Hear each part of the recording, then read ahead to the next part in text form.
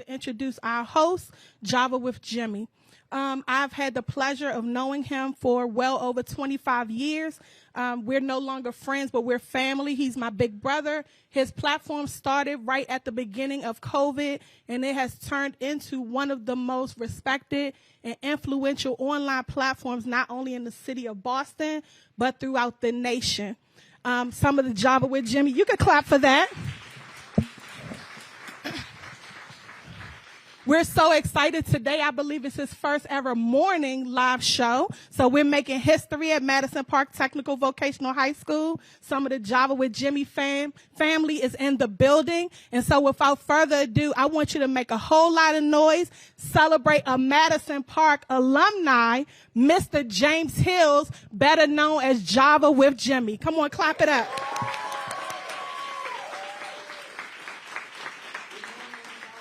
Morning. As you know, my name is James Jimmy Hills. I'm the host of Java with Jimmy, and I just want to say I am excited to be back at my alma mater, Madison Park. Somebody turn to your neighbor and say, good things come out of Madison Park. And so without further ado, we want to introduce our guest today. We are honored to have her. She's been a friend for about 10 to 13 years. Knew her when she was an intern in the mayor's office, and today she is mayor. And so without further ado, I would like to invite, and I'll say my friend, Mayor Michelle Wu.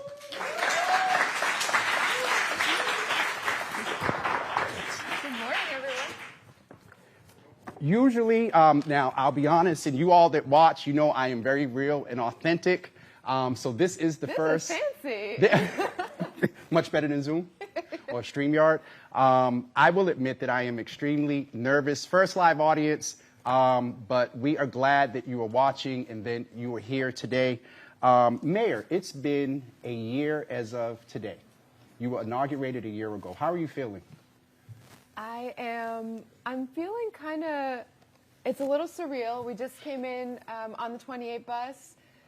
We have a bunch of things planned for today. And in my mind, I'm kind of comparing it to what I was feeling a year ago, which was pretty nervous about everything, right? We had a COVID pandemic still raging. We had a lot of transition, a lot of issues, and a big responsibility that I swore an oath to the residents of Boston to do my very best in trying to play a small part. So a year later, I'm really excited. I'm inspired by everything that I've gotten to see and experience, all the people I've gotten to meet, the multiple times I've gotten to be here at Madison Park, and to know that even in just 12 months, we've really shown that more is possible. More is possible, and a lot of the possibility was made. You had a lot of flexibility. This is your first budget year. You've submitted your first budget. We're in your first budget year. Mm-hmm. With COVID, if there was anything that came out of that, there were the ARPA funds. Yep. That allowed you the opportunity to do some sort of flexible and non-traditional sort of funding of some things. Talk to us about where you prioritize the ARPA funds. I know there's climate change. I know that there's the Green New Deal. There's some other stuff that you've done, some other great accomplishments that you've made that we'll talk about in a few minutes. But with the ARPA funds, how did you use that flexibility to navigate some of the difficulties to which you referred? Yeah, I think we hear a lot in Boston. You know, we all talk about the same issues and challenges over and over and over again, and you hear all the reasons why we can't do something, right? Yeah. It's too hard, it's too expensive, it's too complicated. And now's a moment where we kind of have no excuses because it's not too complicated to figure out. We've seen just how much, with no notice at all, we can deliver food to everyone, get a laptop to every single student for a pandemic, shut down the entire Orange Line, and find a way to get people around. So the idea that we don't know how to do something or we can't do something is really more about we're choosing not to. And with the ARPA funds, it's been a once-in-a-generation infusion of dollars, $500-some million. Some of that went to plugging holes that the city was experiencing because of the COVID, but it's still a good chunk left over for us to really be intentional about showing what works. And for Boston, the majority of our funding went to housing. affordable housing is the most important issue across every neighborhood. It's whether and who we are building a community for. And so from housing to mental health to climate, jobs and small businesses, schools, everything in between. Our ARPA funds are a chance to really showcase what we can do, try out new things, actually look what results we can get if we actually devote a chunk of funding to the arts, right? And not have this kind of mentality of, drops or crumbs here and there. And then our goal is going to be, after these funds are used up over the next 3 years, to make the strong case that we need permanent funding to sustain what works. That's one of the things that the Men's Commission, of which I got appointed by you, we got to meet with Chief Idowu a few weeks ago. One of the things that you used in the ARPA funds was not just for the 3 years, that everything that you started with ARPA, you were looking to make sure it was sustainable. When you talk about sustainability, I think about sustainability of our Earth. Just last week, it was 70 degrees in Boston. A couple of days ago, it quickly changed to being cold. Talk to us about climate change and why that is so important to you. You have a national sort of buzz with others around climate change, and so why is it a priority for Boston to pay attention to climate change? It's here already, and we all can remember, even it feels like a couple years ago when the summers weren't quite as hot as they are for as long as it is. When that may not be too bad. When the storms weren't as heavy as they are now. And so between heavier rain, more flooding, and more heat, that really just leans into the disparities and inequities that we see across our neighborhoods anyway. When some neighborhoods have a lot of trees that can absorb all that, and some neighborhoods have more pavement and less trees, you feel a 10-degree difference in what it means and whether that's safe for a senior to be outside or someone who makes their living working outdoors, whether it's safe in the height of the summer to be doing that work still. And so we know that it's here in Boston, and the numbers, every time we do the measurements, Boston has some of the smartest climate scientists anywhere. They look every couple of years at what the projections are going to be like in 10 years, in 30 years, in 50, 70, 100 years. And each time they make a couple scenarios. Here's the best case scenario, what it will look like. Here's the worst case scenario, where we'll be in terms of flooding and all that. And each time we adjust, we've had to go to the worst case scenario, right? That things are moving even faster than we thought. So I don't need to tell our young people today how much is on their shoulders if we don't get this right, if we're not listening to them right now about how much we have to prioritize which communities get resources, get protection from climate. And the most important point, I think, is that we talk a lot about the racial wealth gap here in Boston. We talk about disparities. There is more than enough work to be climate-proof as a city. We have to retrofit 97,000 buildings. We have to install... in Boston? 97,000? In Boston. We have to solve... we have to build wind turbines to deliver electricity. We have to connect everyone to that clean energy. We have to serve electric vehicles. All of that is good jobs that you can't do by Zoom, that you have to do right here in our communities. And we're already building, we're converting to electric school buses while partnering with Madison Park for a program right here so that our young people will be the ones with the know-how, with the skills, with the experience to step into these jobs. So I'm going to be honest with you. There's a lot that we're trying to fit in a year with the mayor, and I heard you talk about Madison, and we're here, and so I don't want to quickly pivot away from climate change, but I just want to highlight the fact that you talked about the wealth and racial justice. There is, we know that Willie Baldrick and Roxbury Works just did their event to try to get folks in blue and green jobs. Madison is my alma mater. We have about maybe 60 students in the room. Can the old heads give the students a hand, please? Come on. And I just want to pause and say a lot of the production today is being done by the students right here at Madison Park High School. So I just want to name that and thank Miss Cindy and others. And so we're not getting to the student questions right yet, but I want to, there's been a buzz, Mayor, in this new role, you know, sometimes you get unsolicited information. So there's a buzz that you want to highlight. You want to enhance the great work that's going on within the Madison Park environment. And so what is it that you would like to see Madison expand into or do more of? Oh, thanks. Is this better? Should I? Okay. Can y'all hear me? Can y'all hear in the back anyway? Okay. So, like, I'm clipped up. I got a mic on my bra strap. I got a mic on. This is very professional here. So, Madison really represents the hope, the promise, the leadership right now of the future of our city. I think we hear a lot about the ways in which the economy is changing right now. You know, cities everywhere are struggling. Some people are moving out because it's too expensive. A lot of jobs you can do by Zoom more and more, and so that's changing everything about how downtowns work and whether there's people to spend money at the small businesses there. And in fact, everywhere, the other big struggle is labor shortage. You hear, we can't hire fast enough. And even in City Hall, we have thousands of open jobs. Every business, every organization you go to is hiring right now. And about 5 job fairs. That's right. Yep. And so Madison is really the solution to bringing all of that together.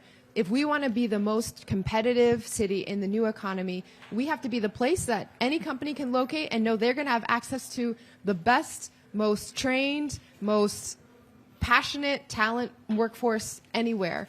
And we already have all the ingredients for that. We just have to build these pipelines directly into the jobs. And so something that I'm really excited about, I have 2 kids in BPS. They're little. I've been to most of our school buildings, and they're not in the shape that they should be. And these buildings were built either in the 70s or in the 30s, 1930s, In the a lot 30s? of them. Yep, pre-World War II. This is late 70s, is 80s, 70s, right? Oh, 70s, yep. right. But even then, you know, you just, in terms of technology that's there or the spaces, we need to make sure that every single student and educator is in a building that we're proud of.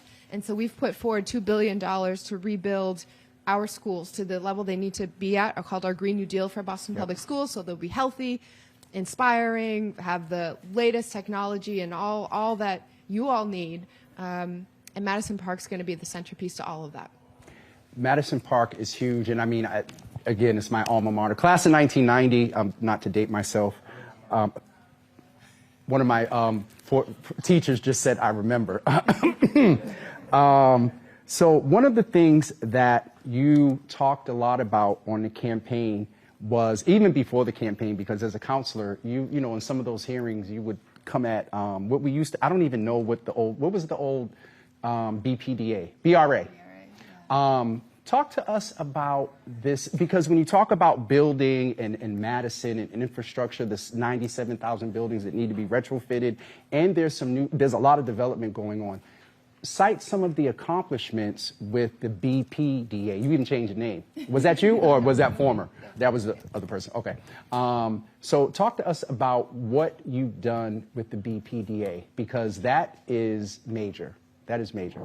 So the short kind of summary, because I think we throw around a lot of these letters acronyms and this and that and the other.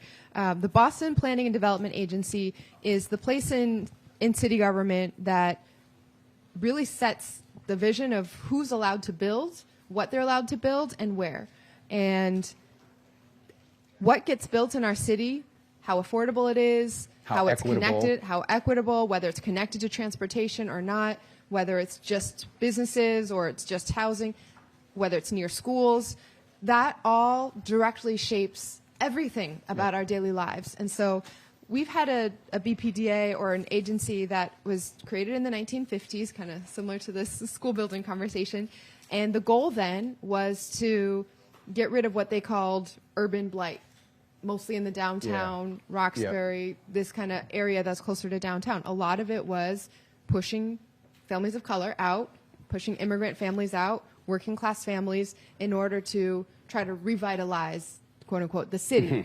And this is something that a lot of cities across the country were doing, but then most cities moved away from that model of how they made those decisions, but Boston stuck with it. And so we are in a major revamp of how we're going to build. And instead of focusing on what was 1950s Boston, today we need to focus on climate resilience, equity, and affordability for our residents. And so that is the goal, to put planning first and to really focus on these key values, because we need to move fast, but every single building that goes up should benefit the residents today.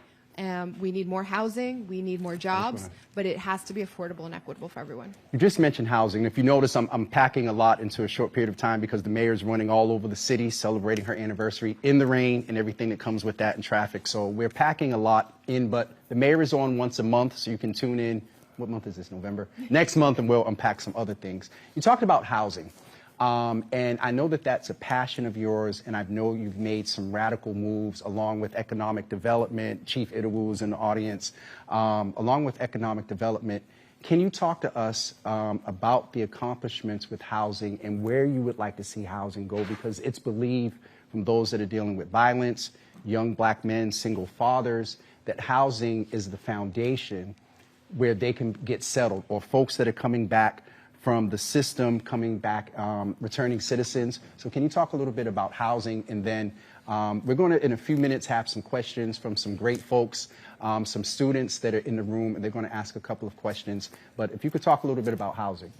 Yeah, we have a couple goals with housing. The first is to protect and maintain as much affordable housing as we can that exists today. Mm-hmm. And the truth is that Boston has some affordable housing, subsidized housing, but many of the units are not in condition that we would be proud of. Okay. Again, old buildings in BHA and other developments. So a chunk of our recovery funds has gone to just renovating, making it fully healthy and up to date so that we can use all of those units in a way that we feel good about families living in. Can I ask a clarifying question so folks understand? When you say our units, that's more like BHA, the properties that the city own, yeah. Right? Because somebody may be sitting at home, well, they ain't upgraded my property. But the BHA properties are the ones that you're bringing up to code. Yeah, so for example, Mildred Haley, that's where I'm from. That development in need of a lot of investment. So we've put $50 million forward to just take care of basic things like vents in bathrooms that were collecting mold because they weren't opening, filtering the air all the way and all that. And so just little things that sometimes you don't think of as in the big business of the city actually are what's going to impact a young person's ability to learn at school, a mom's ability to feel like she has control over her life and how stable she feels in that environment. So preserving and protecting existing affordable housing, putting together housing packages with community organizations or other affordable housing developers that can take what's currently called market rate and make it affordable. So in East Boston, we just worked with a group to bring 114 units. 114 families now will have permanently affordable housing, whereas before it was, kind of cross your fingers and hope the landlord wouldn't raise the rents.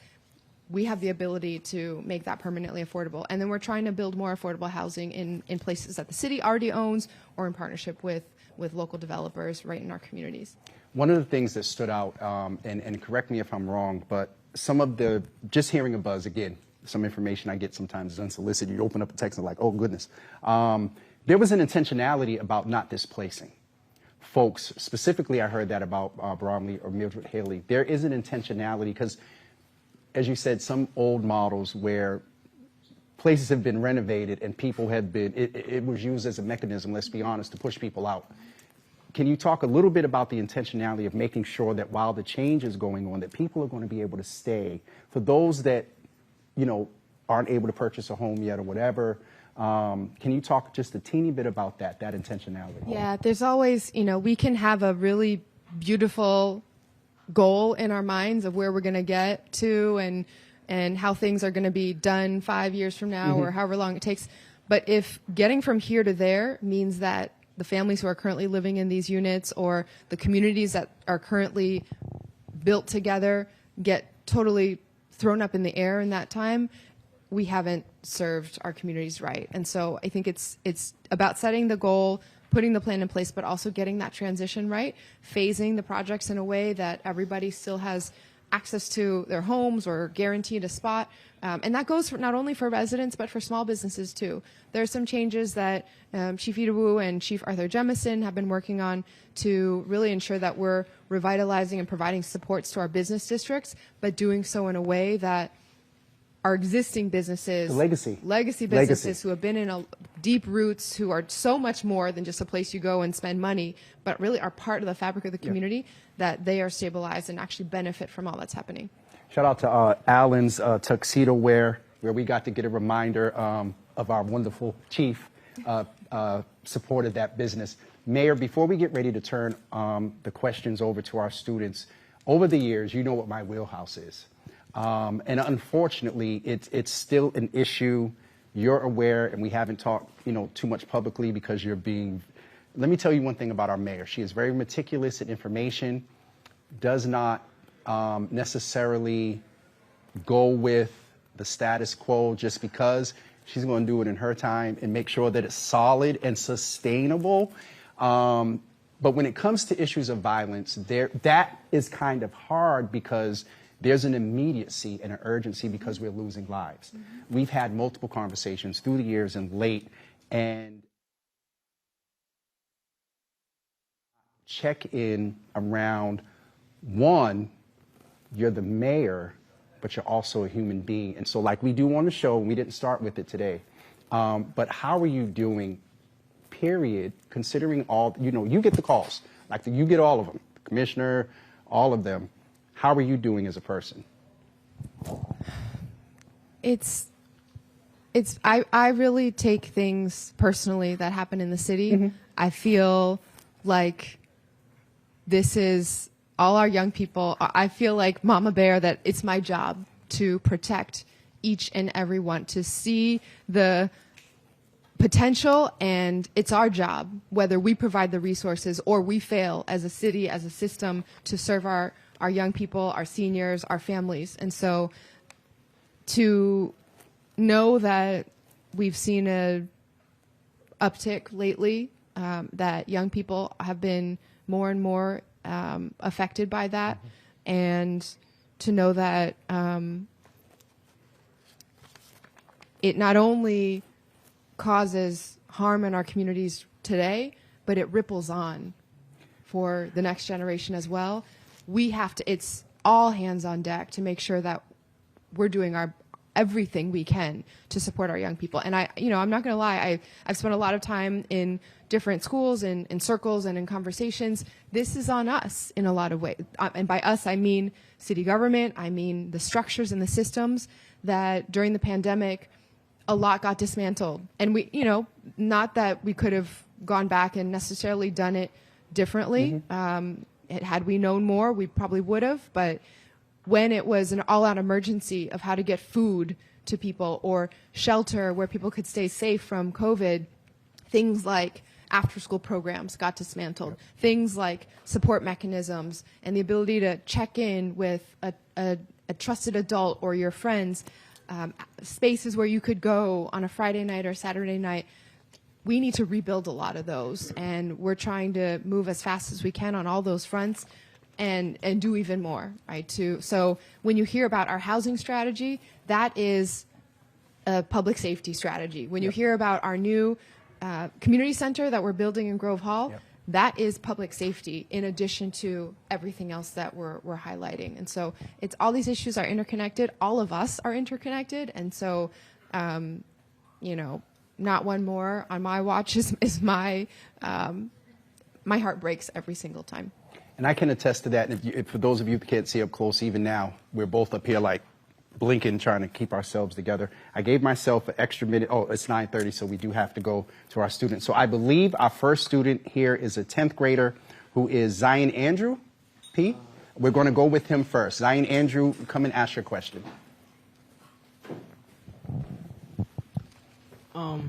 Good morning, Mayor Wu and all of the guests. My name is Andrew Nunes Pina. I'm in the 10th grade, and I am in the metal fabrication and welding vocation. Mayor Wu, my question is, what role has endurance played in your becoming the first Asian American public official in the city of Boston? Nice question, sir. The values of this community are what are going to carry you all through any challenge and to every opportunity. In some ways, I didn't expect to be here at all. Growing up, I am from an immigrant family. My parents really wanted us to stay away from anything that could be at all controversial, including and especially politics. But my mom had been struggling with mental illness. It happened kind of suddenly, and I'm the oldest kid, and so all of a sudden found myself taking care of her and taking care of my younger siblings, raising them in Boston. And so in some ways, when you come from an immigrant family, endurance and resilience is all you know, right? It's what gets passed down in every fiber of the example that your family sets for you, and in the ways that you're always feeling like, okay, I don't know if I'm welcome in this space or that one, but you're going to be there anyway. And for many of you all, you might be the first to be in a lot of different rooms, whether it's first to graduate from a certain kind of degree or first to be in a certain kind of industry or job or leadership role. And that takes personal heart and powering through willpower, because it's not easy every single day. So take it from me that it's possible. If someone who grew up extremely shy, really just wanting to stay all the way away from politics, can have the honor of being in this job today and seeing how to make a difference, you can power through to anything that you want. But I will just add a note, and this man always helps me check in on that.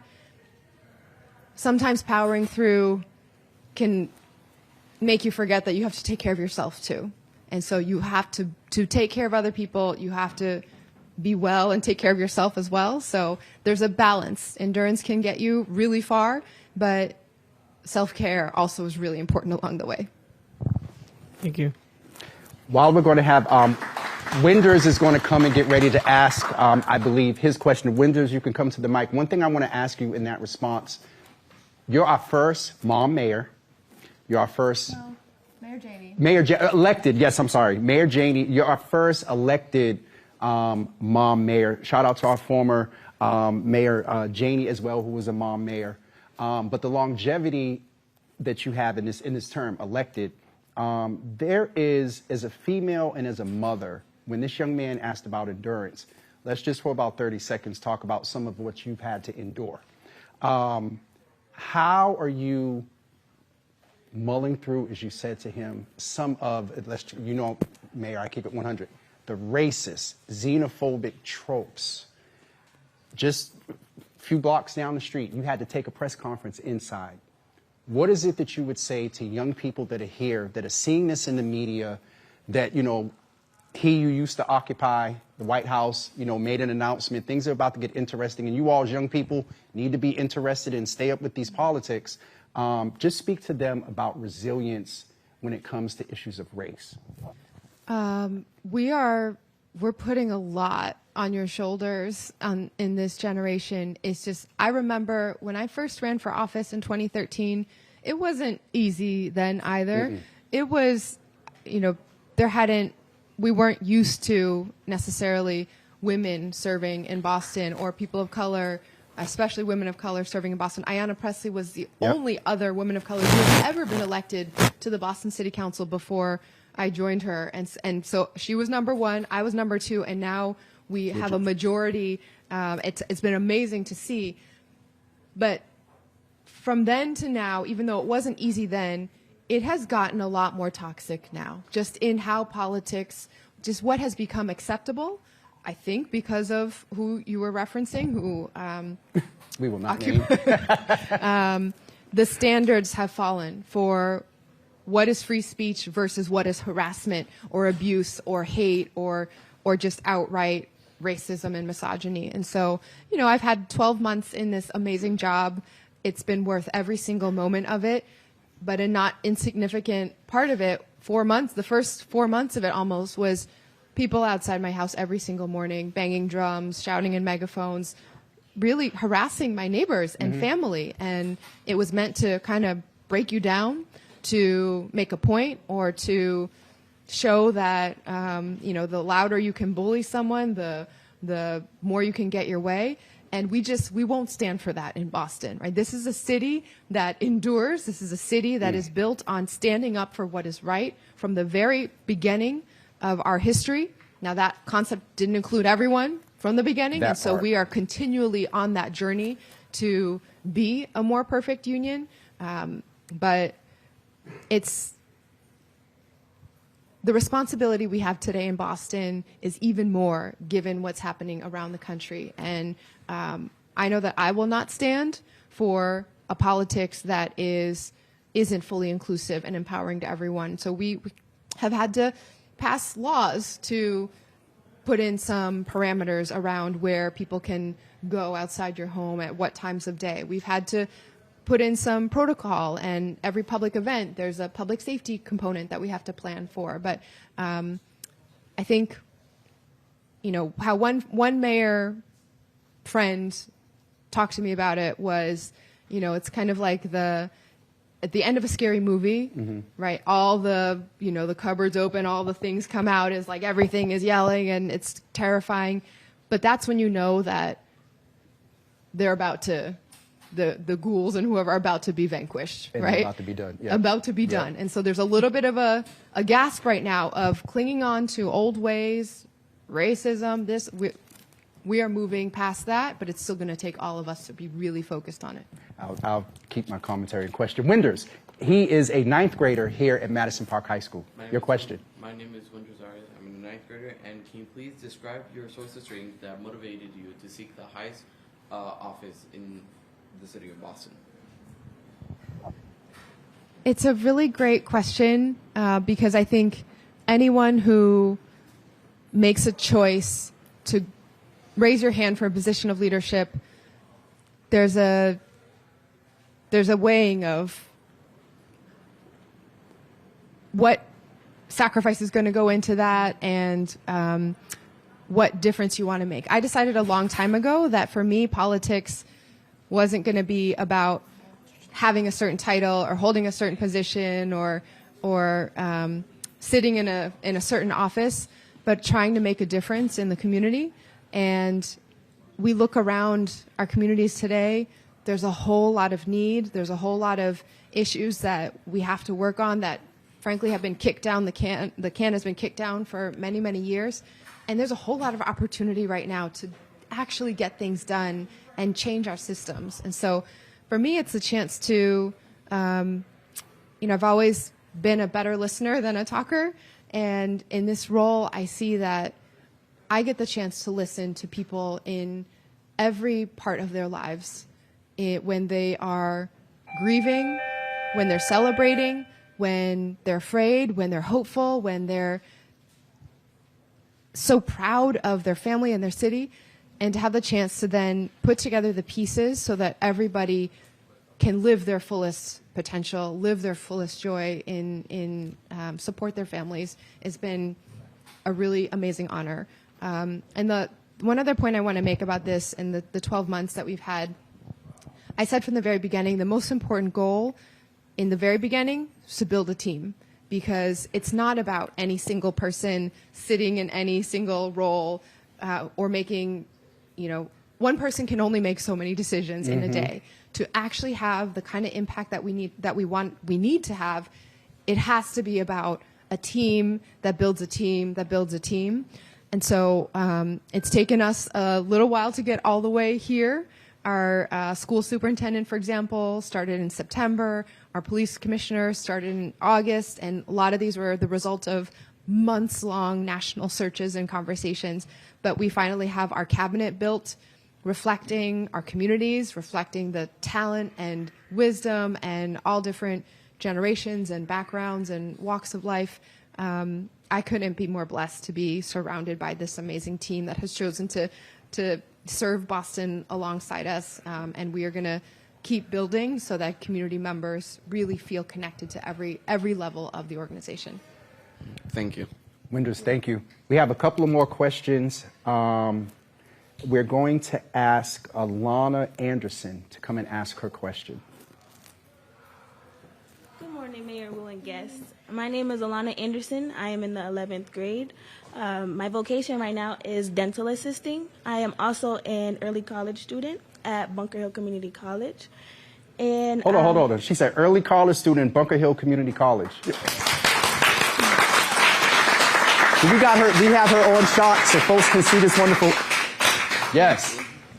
Here at Madison, to be fierce means that we embrace every challenge that confronts us. How has your fierceness propelled you to overcome the challenges of the mayor's office? Fierceness. Come I should let on. Jimmy answer that. Y'all don't know that there's a side. Talk to us about the fierceness. So, as I said, I grew up in a family that the highest praise my parents could give to me was that I was kind of behaving, right? Like, as a young Asian American girl in an immigrant family, we were supposed to know our place, right? Don't speak out, keep your head down, and don't rock the boat. And so I have kind of had to learn to navigate an environment where when I was growing up, I never even considered being a politician or an elected official, because in my head, the only way you could do that is if you were loud, tall, angry, right? Like, could give a speech that would rile up everyone. And that just wasn't me. And so in some ways, I've had to find my fierceness through my own personal challenges, through my family experiences, and then to be able to feel, when I feel that all of you all are my babies, my family, like, I will defend my family against anything. And that's how I feel about Boston. This is a time when there's different forces that are trying to bully and intimidate us. Sometimes we're a target as a city for different national political situations, or sometimes there's a decision to be made about whether a community or a group that hasn't had their voices heard over those who have much more access to wealth or power or influence. I don't need to be told twice that we have the ability to stand up for our people, stand up for what's right. And so even though I don't yell, I'm not shouting all the time, I think my fierceness comes through in the decisions that I make and how committed I am to making sure we do the right thing by our people. Thank you. Thank you, Alana. We have 2 students left, and I'm going to ask them to figure out real quick which question is going to be asked, because we are getting close to time. Both. The mayor said both, so. I won't talk as much, so Okay. I'll be the one to. All right, so we'll go alphabetically.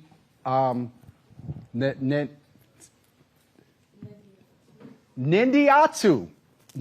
who is a senior here at Madison Park, please. And it's important, I stuttered to say your name because I think that it is, I'm very intentional about that, because there's culture and there's honor. So tell us your name, and does your name have a meaning? And then you can ask your question. Well, my name is Nendiatu Lumen, and I'm Liberian, so the way it originates from is from my aunt and my grandma. Okay. So it's just basically a mixture of both of their names. Okay. Yeah. Okay. So Your question. my question is, the brilliance of Madison Cardinals is bright and can be seen from afar. What keeps you shining bright in the face of obstacles that seek to derail your hopes and dreams for the people of Boston? The brilliance of Madison really does shine. Your questions and alone are brilliant. But go I ahead. know. All right. For me, it's always knowing where we're headed, pushing us to dream as a city, and maybe that won't be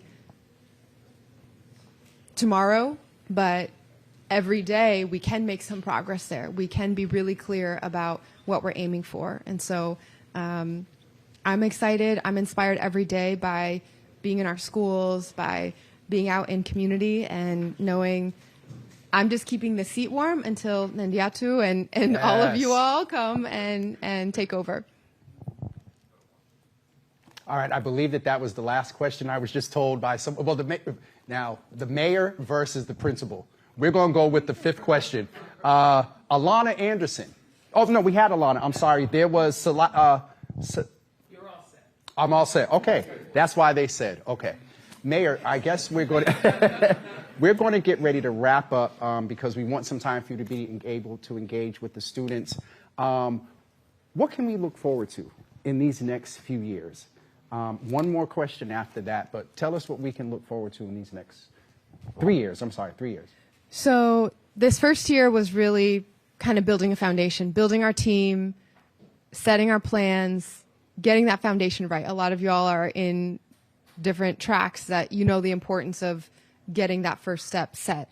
And then I think for us, we won't truly have impact or deliver until and unless we are firmly embedded and connected to community. So I really want to push, now that we've kind of gotten our house a little bit more stabilized, filled the positions that we needed to fill, set the plans and allocations of dollars that we needed, to really make sure that now we're delivering following the lead of our residents and community members, and really focusing on building those relationships, strengthening those partnerships, and being out every single day to elevate and empower the leadership that's in our communities. We're going to get ready to wrap up. I won't ask that last question because we do want to get with time, but I just wanted to say thank you for the years of sitting down. I always refer to your little brown book at the Haley House, taking notes and checking in. I kind of now see the evolution, into this. And this is a little personal, y'all, but I want to say how proud of you I am, and know that people don't have, everybody doesn't have the opportunity, and I think that's where we need to know came from, to check in with you and to see, quote unquote, the other side. There's the public persona, with all due, and then there is the real sentiment that there is concern, there is change. And it's taken a while. Nobody goes into a job and kills it in the first year. And so we have to give grace. You and I have talked about mutual grace. And so I just want to really appreciate you for being real, also accepting when there are challenges, and working on those hard. So we're going to get ready to wrap up, everyone. Please tune in tomorrow at 9 a.m. We are going to have Chief Millar and also Lou Mandarini, who is the mayor's union person. You are looking to really open up the police union contract negotiations. That's going to be made public with communication with the community, so you all can give input about that. And so that's tomorrow. Back in the old school, unless we can work out something with Madison to be here Monday through Thursday at 9 a.m., but no. But thank you all for tuning in, and we will see you tomorrow at 9 a.m. Have a great day, everybody, and give our mayor a hand, and our students,